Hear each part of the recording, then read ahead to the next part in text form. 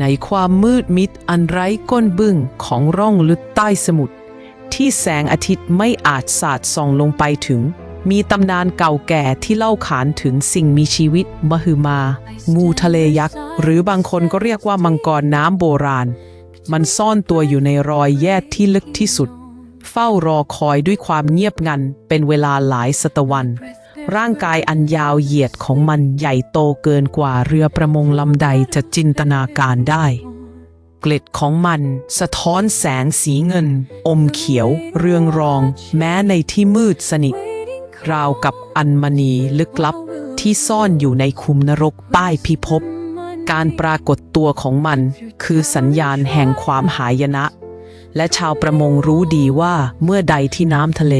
เริ่มมีกระแสแปลกๆหรือเงาลึกลับพาดผ่าน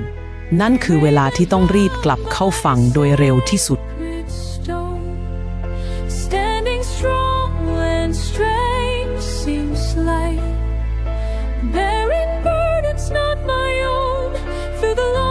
Lonesome night,